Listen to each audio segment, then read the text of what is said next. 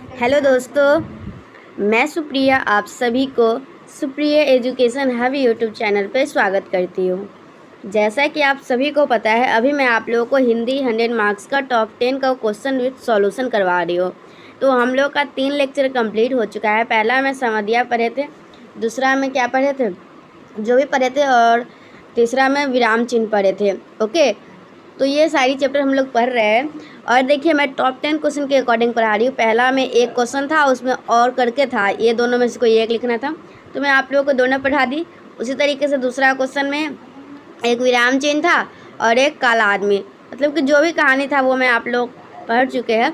तो आज हम लोग काला आदमी कहानी को पढ़ने वाले हैं अच्छी तरीके से, और उसके बाद क्वेश्चन नंबर 3 पे मूव करेंगे।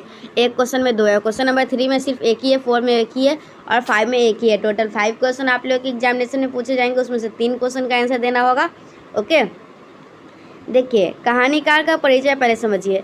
यशपाल हिंदी के प्रथम कहानीकार हैं, जिन्होंने मार्क्सवादी दृष्टिकोण को अपनाकर जंजीर में तड़पती मानवता की भावना को अभिव्यक्ति दी है। इनकी कहानियों की कथा वस्तु आधुनिक राजनीति के आर्थिक एवं सामाजिक क्षेत्रों से ली गई है। यशपाल में शैली पक्ष और भाव पक्ष का सुंदर सामंजस्य है। जड़ रूढ़ियों और परंपराओं के प्रति इनकी कहानियों में तीव्र विद्रोह का स्वर है। यदि प्रेमचंद्र जी ने गांवों के गरीब किसानों की करुण कहानी कही, तो यशपाल जी ने शहरी दलित जनता के दुखपूर्ण जिंदगी को अभिव्यक्ति दी है। इस दृष्टि से वे प्रगतिवादी कहानी लेखक कहे जाते हैं। अब शीर्षक की सार्थकता को समझेंगे। इस कहानी का शीर्षक किसी घटना या चरित्र पर आधारित न होकर प्रधान भाव पर आधारित है। काला आदमी शीर्षक से ही कहानी के वर्ण्य विषय पर प्रकाश पड़ता है। इसके अलावा शीर्षक कौतूहल वर्धक और आकर्षक भी है। कैसे हिंदुस्तानियों ने भी कुछ लोगों को अंग्रेज साहब बनने की सनक हो जाती है, इस बात का सफल चित्रांकन किया गया है। इस प्रकार शीर्षक कथावस्तु के मुख्य भाग का परिचायक भी है और अत्यंत आकर्षक भी। चलिए इस कहानी को सुनना स्टार्ट करते हैं। इस कहानी के आरंभ में कोई लंबी दृश्य योजना या चरित्र वर्णन नहीं है। अचानक चमत्कारपूर्ण ढंग से कहानी का आरंभ किया गया है।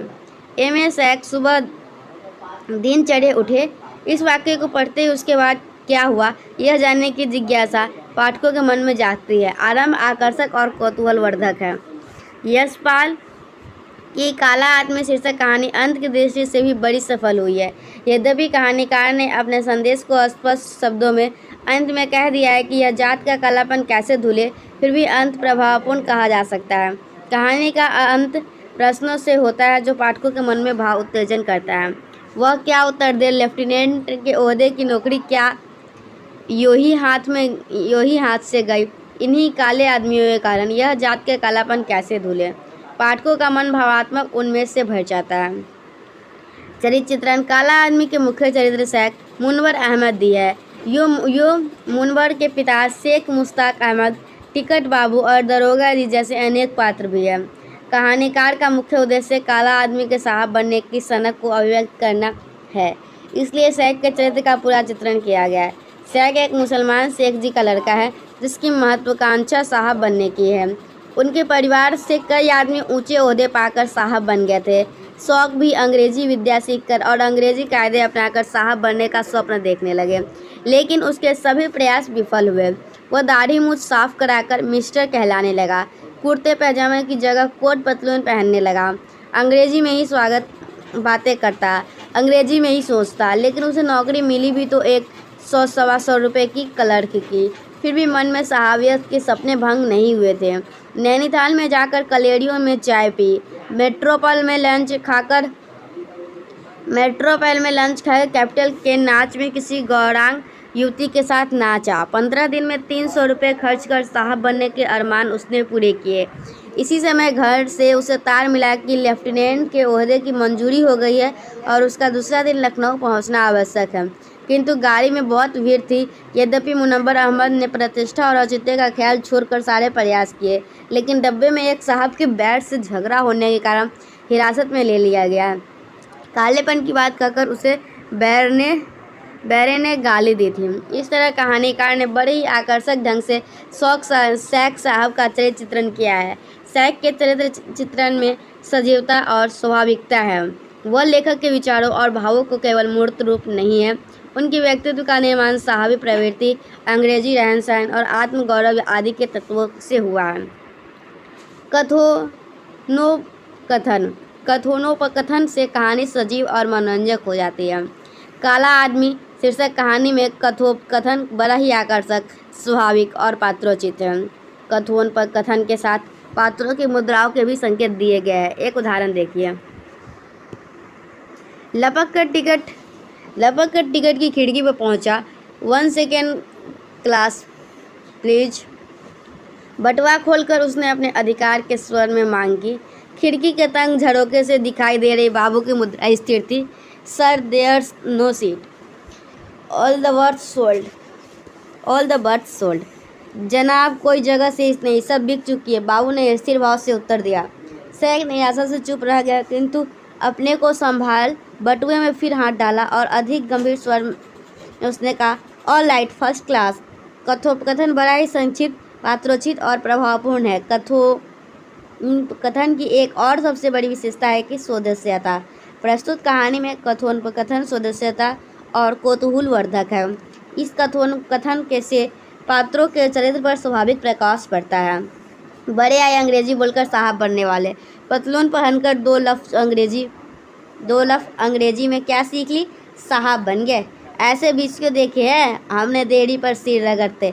जा बुला ला अपने साहब को, साहब के जूते क्या उठाने लगा है, साहब का भी बाप बन गया है। दृश्य योजना। इस कहानी में दृश्य योजना भी बड़ी सफल हुई है। स्वाभाविक भारतीय जीवन के दृश्य अंकित किए गए हैं। कहीं भी कोई अलौकिकता नहीं, कृत्रिमता नहीं। स्टेशन डब्बे में भीड़, अर्दलियों की अशिष्टता आदि के सारे दृश्य बड़े सच्चे और स्वाभाविक हैं। बड़े ही कम शब्दों में दृश्य को साकार करने की कोशिश की गई है। प्लेटफॉर्म के पश्चिम की ओर से धक धक करता हुआ इंजन गाड़ी को प्लेटफॉर्म पर धकेले जा रहा है। गाड़ी रुकने से पहले मुसाफिर दरवाजे खुलने की परवाह न कर खिड़कियों से ही गाड़ी के भीतर कूदने लगा। कुली फर्स्ट और सेकेंड क्लास के मुसाफिरों के बिस्तर लगा रहे थे और वे मुसाफिर निश्चित भाव से अपने डब्बे के सामने टहल रहे थे। भाषा शैली। यशपाल की प्रस्तुत कहानी की भाषा बड़ी ही महत्वपूर्ण, सरल और मनोरंजक है। काला आदमी शीर्षक इस कहानी की भाषा की एक विशेषता यह है कि इसकी भाषा बड़ी ही पात्रोचित और स्वाभाविक हुई है। यदि बंगाली पात्र के मुख से शुद्ध खरी बोली हिंदी सुनाई देगी तो यह अस्वाभाविकता होगी। प्रस्तुत कहानी में भाषा शैली पात्रों की शिक्षा, दीक्षा और संस्कार के अनुरूप है। उदाहरण के लिए सैक और अर्दल की बातचीत या सैक की खिड़की के पास टिकट बेचने वाला बाबू से बातचीत की भाषा शैली लीजिए। इस कहानी की भाषा शैली से चित्र उपस्थित करने की भी अद्भुत क्षमता है। एक नमूना दिया जा सकता है। बंद गले का सफ़ेद कोट पतलून पहने, हाथ में टिकट काटने की मशीन लिए एक टिकट बाबू आया। उसके पीछे ऊंचे और चौड़े डिलडॉल का अंग्रेज मुंह में दावे पाइप से धुआं छोड़ता खड़ा था। टिकट बाबू ने गाड़ी के मुसाफिरों को बाहर निकालकर साहब के खानसामे और बैठ के लिए जगह करने का हुक्म दिया। मुसाफिर सहम गए। तीन चार बहुत ही निरीह मुसाफिर टिकट बाबू का हाथ थामकर नीचे खींचने से अपनी गठरी मुठरी छाती से चिपकाए कातर आंखों से देखते हुए गाड़ी से उतर गए। इस कहानी में शब्दों की बड़ी स्वाभाविक और सुंदर योजना है। अंग्रेजी, उर्दू, तत्सम, तद्भव शब्दों का यथास्थान सुंदर प्रयोग है। जानबूझकर नाइस, प्लीज, प्लेटफॉर्म, ओके जैसे शब्द नहीं ठूसे गए हैं। लेखक ने शब्दों को भाव की सच्ची अभिव्यक्ति के लिए लिया है और परिस्थिति के अनुरूप अंग्रेजी, उर्दू या शुद्ध हिंदी के शब्दों का प्रयोग किया है। देशकाल। काला आदमी शीर्षक कहानी का संबंध भारतीय सामाजिक जीवन के आधुनिक समय से है। इस कहानी की कथा वस्तु, भाषा शैली, दृश्य योजना, कथोपकथन आदि के सिलसिले में तत्संबंधी वातावरण और परिस्थिति का पूरा ख्याल रखा गया है। चरित्र ऐसे नहीं हो गए हैं मानो अलौकिक लगे। भाषा शैली और कथोपकथन भी देश और काल से संबंध रखने वाले पात्रों के अनुकूल है। दृश्य योजना तो अत्यंत वास्तविक है ही। कांस्टेबल के निम्न उद्धत कथन से देशकाल की जवाबदेहियों का कितना निर्वाह किया गया है इसका स्पष्ट पता चल सकता है। ठीक तो कहते हैं हुजूर, और क्या, कोई अपने को गाली दे, ससुर का सिर फोड़ दे, काले आदमी क्या गाली दे, उड़ी तो जाट ठहरी, उड़ी से कौन इंकारी है। पात्रों की बातचीत, उनकी चाल ढाल और दृश्य योजना, इन सबसे पता चलता है कि कहानीकार ने जिस समय और जिस वातावरण की कथा वस्तु ली है उसका पूरा निर्वाह है। टिकट बाबू हाथ में टिकट काटने की मशीन लिए हुए, कोई पोस्टमैन की तरह लिफाफा नहीं। उसी तरह खान सामे और साहब के अर्दली है, जो साहब की नौकरी क्या करते हैं कि काले आदमियों की भेड़ बकरी की तरह गाड़ी में भर जाने की शिकायत करने लगे। दृष्टिकोण और संदेश, पात्रों, घटनाओं और दृश्यों के यथातथ्य वर्णन से पता चलता है कि काला आदमी शीर्षक कहानी है। कहानीकार का दृष्टिकोण यथार्थवादी है। यशपाल जी ने आधुनिक जीवन में एक पहलू की तसरत झांकी दी है। तो ये आप लोगों को काला आदमी जो शीर्षक था ना, उसके बारे में पढ़े और देखते हैं काला आदमी से रिलेटेड कोई और कहानी वगैरह दिया होगा तो हम लोग उसको भी पढ़ लेंगे। ये कहानी कला की दृष्टि से काला आदमी शीर्षक देख लिए। एक और था, इससे रिलेटेड देख लेती हूँ। नहीं, यही है। तो यही था आप लोगों का जो काला आदमी जो कहानी था ना, जो मलबे का मालिक काला आदमी है, इस टाइप से आप लोगों का कहानी का टाइटल था, जो कि आज हम लोग इस वीडियो में देखे हैं। आई होप आप लोगों को इस वीडियो को माध्यम से कुछ ना कुछ समझ में आया होगा। और मुझे पता है आप लोगों के पास भी गेस्ट पेपर होगा, लेकिन गेस्ट पेपर से बहुत सारे कम स्टूडेंट ही पढ़ते हैं। तो मैं वीडियो बना के डाल दी हूँ ना, तो आप लोग को पढ़ने में आसानियत होगी, ओके, क्योंकि सुन के जल्दी याद हो जाता है।